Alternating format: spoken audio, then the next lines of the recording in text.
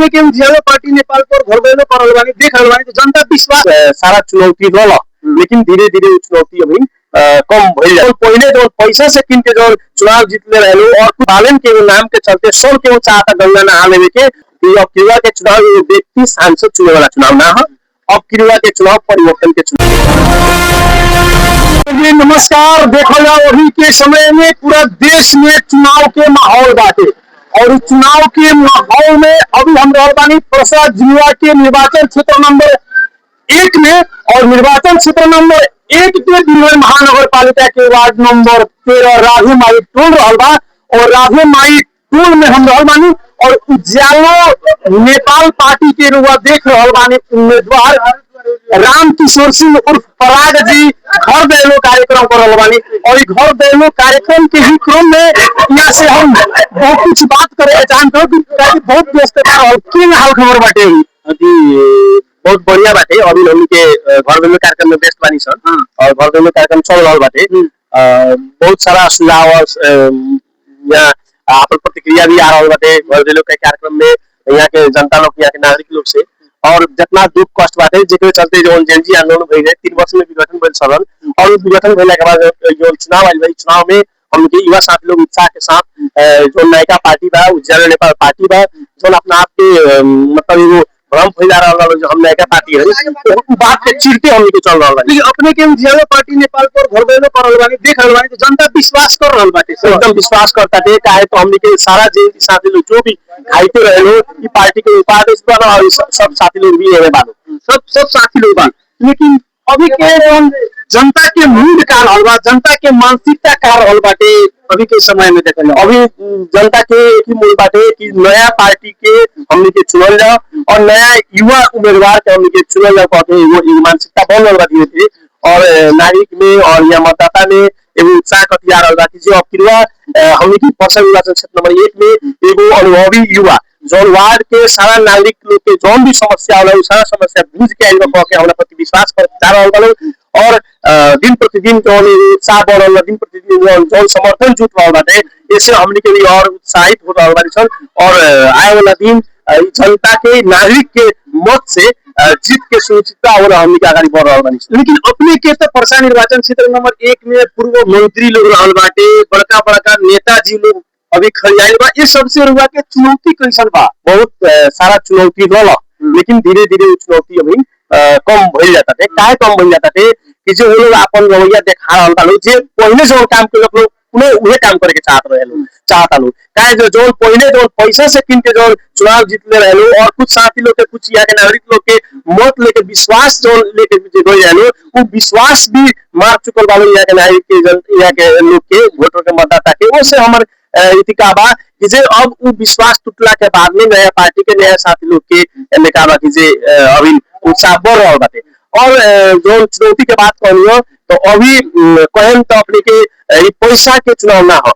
बाहुबली के चुनाव ना ये चुनाव तो विशुद्ध परिवर्तन के चुनाव हो, ये खाली सांसद चुने वाला चुनाव ना है। ये चुनाव अब किरुआ परिवर्तन के पक्ष में जे बोली भ्रष्टाचार और भ्रष्टाचारी के पक्ष विपक्ष में बोल के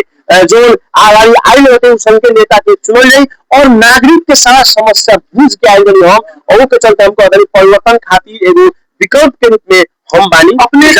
पहले कहीं बिरगल महानगर पालिका वार्ड नंबर 20 के वार्ड अध्यक्ष रह चुकल बानी, वार्ड अध्यक्ष के कार्यकाल में रुआ वार्ड नंबर 20 में का परिवर्तन कैले बानी? देखिए हमारे वार्ड में वहाँ कहा कि जैसे कि बोले का अधिकार न रहे लेकिन जहाँ हमने के युवा जीतल तो वहाँ आज युवा लोग बोल रहा बा, आज युवा लोग छलफल कर रहल बा, अपन सामाजिक न्याय खतरा बात चर्चा कर रहल बा। तो एगो परिवर्तन है जे जहाँ मुंह चुप रहे वहाँ चुप न वह सब सलाह कर रहल बा, अपन बात आवाज बाहर निकाल रहल बा। समय समय अपने कहें तो वहाँ हमने के जो स्कूल का अवस्था रहे वो स्कूल का अवस्था के हमने के सुधार करके हमने के आगे बढ़े शिक्षा का अवस्था अभी जाके केहू भी हुई जाके अभी शिक्षा का अवस्था वहाँ जाके देखी तो बता सकता अपने भी जाके देख सकता नहीं जहाँ नया विद्यार्थी पढ़ते हैं वहाँ अभी 150 विद्यार्थी और नया पार्टी आई बाटे जो अपने के देख रहल बानी घंटी बजा रहल बा, ई घंटी से सबसे बड़का समस्या रहल बा, घंटी सब लोग के चुनौती दे रहल बा। ये घंटी के बारे में क्या कहें? देखिए इतना बड़ा जेनजी आंदोलन भइल आज हमें अपने एक बार जाके पूछे जे कौन घायते और कौन शहीद परिवार के लोग पाओ में क्यों घायते और क्यों शहीद परिवार के घंटी में नाम मिली, लेकिन वो व्यक्ति के चलते, बालन के वो नाम के चलते सब के वो चाहता गंगा नहा लेवे के और गंगा तर जाके जो चाह रहा बालो उ ना होके सके। का ये नागरिक सचेत बाटे, ई उ व्यक्ति उ उम्मीदवार यहाँ के हो कि ना हो, स्थानीय उम्मीदवार हो कि ना हो, ई भी बुझे के पड़, ई क्षेत्र में ओकर मत बाकी ना, ई भी बुझे के पड़, साथ साथ ये अनुभव भी बाकी ना। हम तो वार में सुन के नागरिक के जितना गाड़ी बात और वहाँ के सलाह सुझाव सुन के आए बनी और सब उम्मीदवार के बारे में बुझे। और साथ साथ उन पार्टी तो 2079 साल में चुनाव लड़ के विभिन्न किस्म के कांड से भरल बाटे, कांड से भरल बाटे, सहकारी कांड कहीं गए, अमेरिका के बैंक कांड कहीं, सारा कांड से भरल बाटे। ये सब चीज होने के बाद में अभी के जो हमनी उजाला नेपाल पार्टी हो, जेएनजी आंदोलन के बाद बनल पार्टी नया पार्टी हो, जो अभी सारा लोग खोज रहा है। एक नंबर क्षेत्र के जनता पराग जी के मत दे देलक, वोट दे देलक, विजयी बना देलक, तो एक दुका के विजन एजेंडा सोच सार रही। सबसे पहले शिक्षा, युवा के सबसे पहले शिक्षा। आज शिक्षा के मार के अपना पीछे पीछे युवा लोग के जो घुमावे के जो उद्देश्य रोकने वाला यहाँ के नेता लोग वो चीज के टूरे के बाटे। काहे तो शिक्षा जब तक हमनी के व्यवस्थापन ना कर ले, शिक्षा में जब तक हमनी के सुधार ना ले आए, तब तक युवा लोग के रोजगारी के पक्ष होने के लिए जा सकत। और साथ साथ जो यहाँ के बेरोजगारी के जो समस्या बा, बेरोजगारी के समस्या के दूर करे खातिर हमनी के विभिन्न कल कारखाना लगा दी और पूंजीपति के भी बचाव के हमनी के यहाँ दक्ष जनशक्ति उत्पादन करके और यह कल कारखाना में भी रोजगार के व्यवस्थापन करे खातिर हमनी के एजेंडा में बाटे।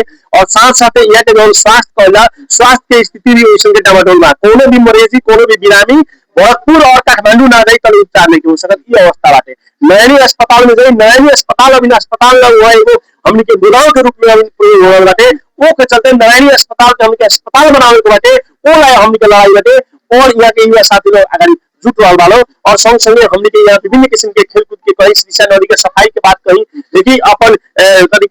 यदि रहुआ अबकी बार विजय होकन तो सब चीज पर ध्यान दो, युवा के प्राथमिकता जो रहल बाटे ताने के ध्यान दे, युवा के प्राथमिकता रखते और युवा के सहभागिता में और यहाँ के स्थानीय सुझाव के संकलन करते या सचिवालय संचालन करके आगामी इस सारा समस्या समाधान करे खातिर हमारे और जाते जाते हमरा से बातचीत करेंगे खातिर दिल से धन्यवाद। जाते जाते हमनी के देखल न्यूज के खातिर हम ये कहें कि अब किला के चुनाव व्यक्ति सांसद चुने वाला चुनाव ना है, अब किला के चुनाव परिवर्तन के चुनाव है।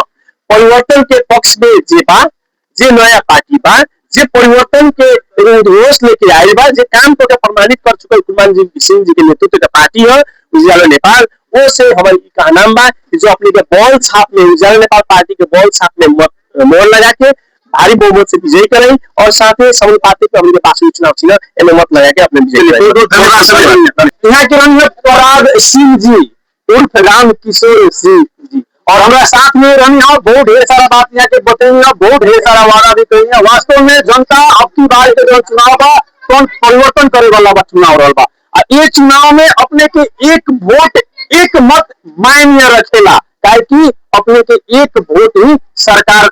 बना सकेला, सरकार ढाल भी सकेला। ऐसे रोगा जनता बानी अपने के जनार्दन नहीं, अपने अपन अमूल्य मत वही व्यक्तित्व के दे, वही आदमी के दे कि जे अपने के आने वाला भविष्य के निर्माण करे, जे अपने के भविष्य के सुनिश्चित करे, वैसे ही प्रतिनिधि के लिए वोट करें। कैमरा पर्सन रोशन जी के साथ में हम मुन्ना ठाकुर छूटे जाए। नमस्कार, प्रणाम, अपने सबके जय हो, तो जय जनता, जय नेपाल।